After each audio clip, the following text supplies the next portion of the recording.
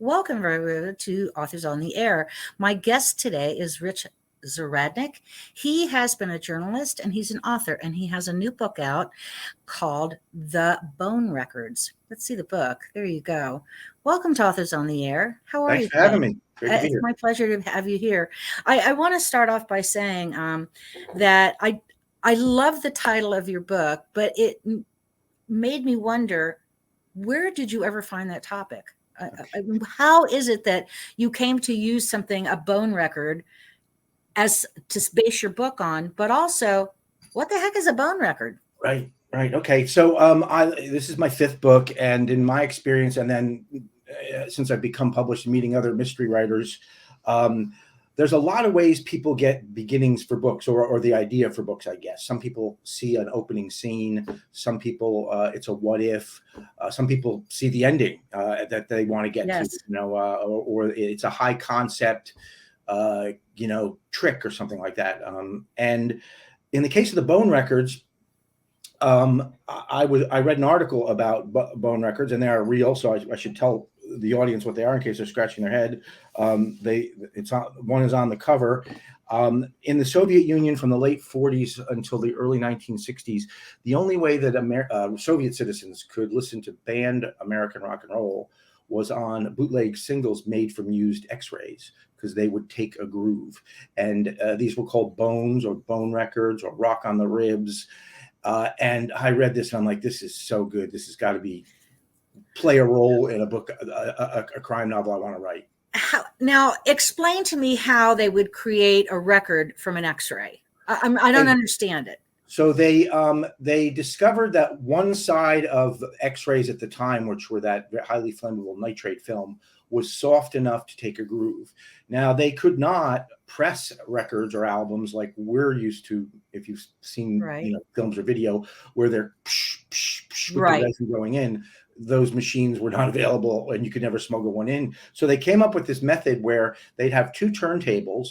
One would be playing the record, which had been smuggled in by a sailor or a diplomat or someone else, because this music was banned. And the other would have an X-ray that they had cut in a circle. The hole was often burned with a cigarette, because you could tell it wasn't perfectly neat. They'd put that on the other turntable, and the stylus on that turntable would cut the groove as it played. The one turntable played, and the turntable with the X-ray would cut the groove. And so, since they were made from X-rays, every one was different. This one has a skull on it. Some might have hands. It's whatever. Oh, I see. Whatever that particular X-ray had on it. So they kind of, they were one of a kind in terms of the way they looked, and they could have any range of songs from the blues or jazz, which was also banned, to, like I said, early American rock and roll. How fascinating. Now, how long could they play these bone records? Well, that's a good question. One thing about quality that I learned in reading about them is, it was off and on production system. So you could get one that has and there's a website, X-Ray Audio, where you can go listen to some that have been preserved, and some lots of crackling and popping, some so much noise you can't hear anything. And the Russians called that buying sand, translated out of Russian. So like I said, the quality, it could be all over the place, because it was this ad hoc manufacturing process. Do you know who any of the bands were that were banned? Ella Fitzgerald was banned. Chuck Berry was banned. Oh God, I've listened to so many of them. Was it mostly African American artists, or were there? No. It would have white rock and rollers also. As I said, it was 1963 is the key year, because that's when reel-to-reel tapes were allowed in the Soviet Union, and that allowed much easier bootlegging, and the bone records disappeared. So the Beatles are not on them, for example. I chose in the novel, I'm a huge Buddy Holly fan. I have no evidence that a bone record was cut of his music. No, I have no evidence that one wasn't. It's probably kind of unlikely, because he was a star inside this country a bit, and he really was more of a star after he died. But I love his music, and he was doing that kind of music at the time these were being made. And he's got great titles for a crime novel: Rave On, Don't Fade Away. So, but it would have been that range of artists. From Elvis was definitely one. from that group of that group of rock and rollers. That's fascinating to me. I have never heard of this until I started reading your book. Neither do I. I meet few people that have heard. I meet occasionally people who've read about them, but very few people that have heard of them. There's one, looking for it in my book. There's one nonfiction book written about them, which I read, and then I read all the articles I could find. There's a very small museum to them in Britain, in London, that was set up by an English rock and roller, second tier rock and roller who wanted to kind of preserve their legacy. Oh yeah, but what a magnificent thing. It's such a curious thing to be preserving, but I mean, that's something for the records, obviously. Sure. Now, let's talk a little bit about how you incorporated this interesting find of yours into a book. Sure. Give us a little bit of, let's take the elevator pitch, and you can, take a couple minutes. You're on the top floor. Sure. No, well, so, I wanted to incorporate them. And the first writing decision I made was I had two choices. I could either set it in the Soviet Union in the early 60s, and I did not want to do that because it was way too much research. And I'm a huge Martin Cruz Smith fan, and I couldn't even begin to get near him. So the other way I realized I could do it is an area where a lot of Russian immigrants had settled, who would have grown up during that time, would work. And that happens to be the Little Odessa neighborhoods in Brooklyn, Coney Island, Sheepshead Bay. And so I decided to set it there in the not relative present. It's set in 2016. And what I want, the elevator pitch, I guess, is, how do I make these a part of the story? Greg, who's the protagonist, his father, a Russian immigrant, has been missing for 6 months. In the first chapter, turns up to say goodbye because he says I'm going to Russia, and in that, I'm not really spoiling anything. He's murdered by a guy, someone who breaks into the house in that first chapter, and Greg, before he has to escape the killer, finds a disc in his father's pocket. Being born here and everything, he doesn't even know what it is.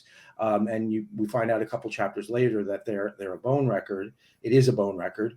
And then that sort of begins a tale of figuring out what happened to his father, why his father ran, and then kind of a little bit later on in the book, but not really spoiling too much, another record shows up. And this is clearly an indicator that you're marked for death. And Greg is trying to figure out why this is happening. What a fascinating topic, and to incorporate it into a book like that, it's just amazing. I love it. Now, when I was reading up on you, I found that you spent 27 years as a journalist in a lot of different places. You did Hollywood Reporter and CNN and Bloomberg and all these other things. You have a good memory. It must have given you such a great way to start your writing career, because you have to be succinct with news or whatever story you're telling, correct? So how did you make the jump from journalism to writing, and was there something in between there? No, I mean, I was writing before I quit journalism. I was still working full time. In fact, the journey was a pretty long one. And I would say that journalism, yes, you learn to compress. You write a lot, hundreds of thousands of sentences over a 27-year career. So with some amount of ego, I think I thought when I first made the jump that, like, well, I know how to write. This is going to be easy. And the famous last words. The first manuscript I wrote, which was never published and no one will ever read. They say write what you know, but you have to be careful with that. I was still being a journalist. I was sticking so closely to the facts that I was not doing a good job of telling a story that would engage the reader. And that was the lesson I had to learn. So my first published book, Last Words, was the first of a 4-book series. And of course, the protagonist in that one was a journalist, as it was in the failed novel. But this time I was ready. I knew, okay, I was going to use the bits and pieces that I knew about journalism that would suck people in the story. But then when it was time to tell a good crime story that would keep people interested, I had to kind of move away from, true reality. And the example I always give is there are a lot of novels where journalists are protagonists. Journalists never catch bad guys in the real world. It just doesn't work that way. We go to the press conference where the cops tell us who they caught. But in novels, people want to see the protagonist engaged right up until the end of the third act. Absolutely. So if you suck them in with the right details about the profession and everything, then they're happy to go along for the ride when it kind of veers off into,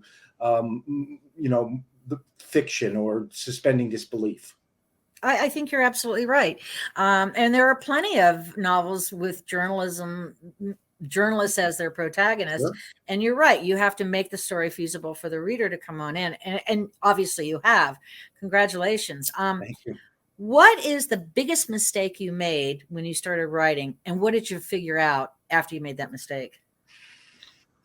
Wow. I mean, I really, that first manuscript, which I wrote when I was still with the Hollywood Reporter, I was the London bureau chief, and I actually got an agent for it and 8 very nice rejections, and then realized it wasn't what it needed to be, was this idea of, I was so busy.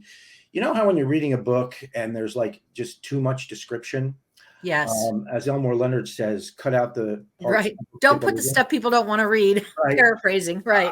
I was doing a lot of that, over describing to bring you into the actual real world. And of course, I said it in the world of a paper like the Hollywood Reporter. The one that worked, I decided, all right, you're gonna, even though I didn't work for a metropolitan daily ever, it's going to be a New York daily because I know how they all work. And you're going to use what you know and not, try and do this 70,000 word nonfiction article about journalism, because that's journalism, not right. Up for. Right. You're not teaching a class, in other words. No. Yeah, it's interesting. I'm a big fan of Dutch Leonard too, and I know that he said that. I have tons of his books. I've listened to his interviews and everything. He's really a fascinating character. One of the best. But yes, one thing is, I'm not a writer. I say that quite honestly. Getting an email out without everything misspelled is a big challenge for me. But I am a big reader. I read about 400 books a year across genres. So the one thing that will turn me off is if someone's trying to, if they over explain. It's like, right. You have to, readers are I think, educated people if they read. And so you have to assume that they're smart enough to understand what you're saying without over saying it. And the same way is if I see, thought bubbles or something like that, it's like, don't do that. Yep. Trust me to understand it or not. I'm either going to like it or I'm not. So I think that was a very good lesson for you to learn, because it's absolutely true.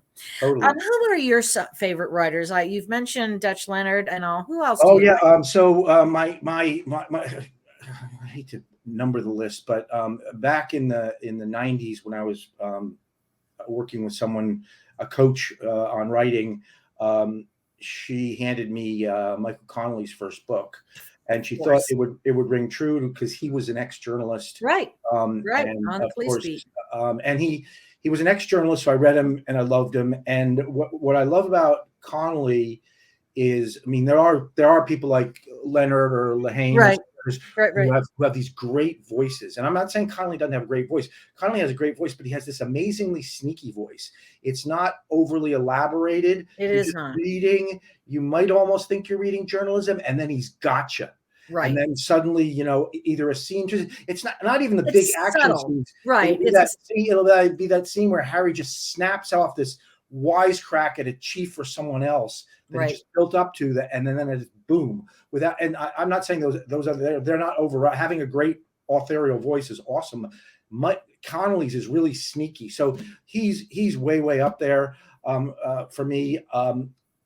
This is a lot of people aren't reading him now, but before I became a writer, I was reading Tony Hillerman. I'm a huge Tony Oh my God, I'm friends with Anne. His books are special. I love him, and he taught me because you can do description and scenery. Yes. And you can make it another character in the novel. It is absolutely, I was going to say, that's another character in the book. It's so pivotal. You couldn't set it in another place. No. When you're reading Hillerman.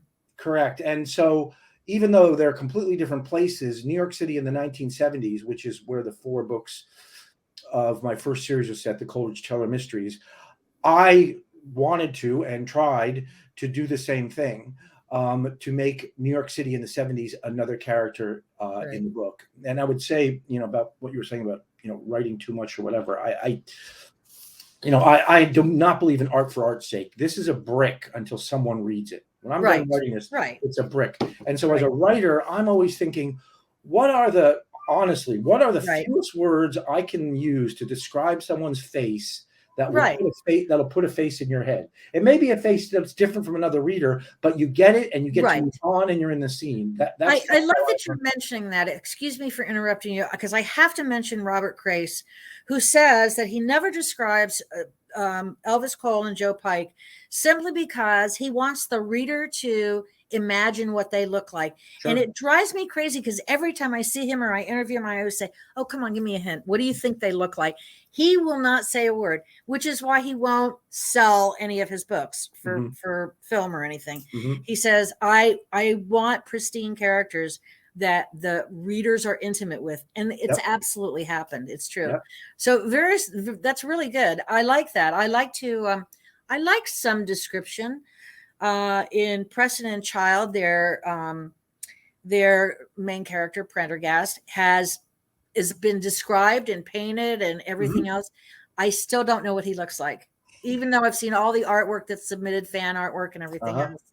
Interesting. Yeah, so, I don't think I believe in that. I think the POV character, because I hate the look in the mirror trick. And if with even a third person POV character, you can't leave their head to have someone else look at him and describe him. So there is very little description of either of my two published protagonists. Oh, good for and you. That like you said, that makes the hero the reader's hero. They make up the hero, and there's nothing wrong with that. That's part of the imagination, which is what fiction is supposed to trigger. It absolutely is. I mean, if I want to put Sam Elliott as your hero, I'm putting him in your. That works. What's next for you, Rich? So I've started a new novel called Ghost Paper.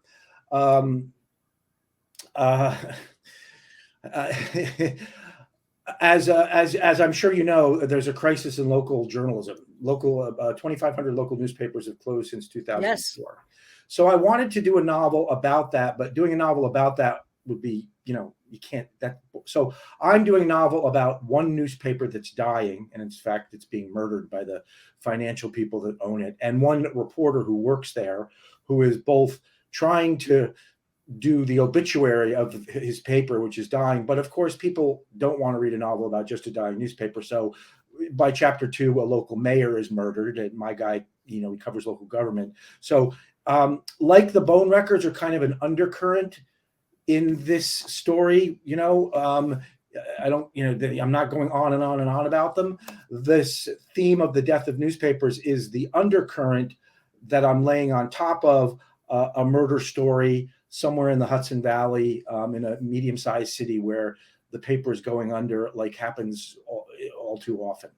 So I will have to be careful not to, again, lecture, because it's a subject I care a great deal about, while making it a part of the story, but really bringing people into a murder mystery they want to read about. People tell me they don't like to read ebooks. They would rather have print in their hand, and I would rather read a newspaper than an online story. Yeah. I don't know what it is about newspaper. Now, I grew up in Miami, so I read the Miami Herald. My fingers were black with the ink from it afterward. But there was something visceral and tangible about reading that newspaper print. Yeah. The printed newspaper and all the stories in it. Yeah. And it was so fascinating to me I started reading very, very young. I mean, I read the classifieds because I like to read so much. So I read all the ads, had no idea what they were, but I think it's a shame that, I understand people saying, well, paper, and it's a waste and all that. The fact of the matter is, though, there's nothing like reading columns by your favorite journalist, whether they're investigative or it's, in the, for health or whatever it is. So I understand the death of the newspaper. Is it really, it's an American shame. It's an American crime. Yeah.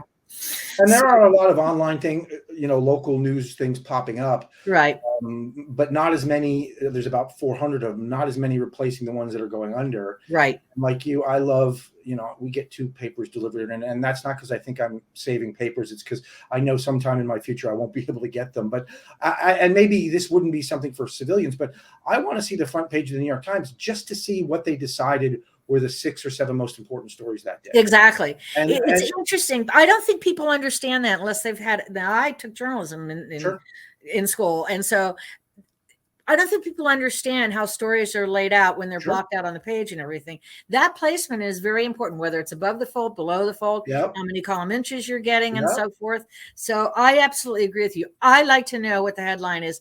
I don't want to go someplace and look at the breaking news necessarily, because Right. that's like repetitious, even for newspapers and television. When you're digital, it's all repetition. Tell me once, I'll wait till tomorrow to get the next batch of it, right? Right. And for as high tech as it is, whether if it's on your computer screen or particularly if it's on your phone, where about 70% of people are reading these things, the layout is completely vertical. So there is no,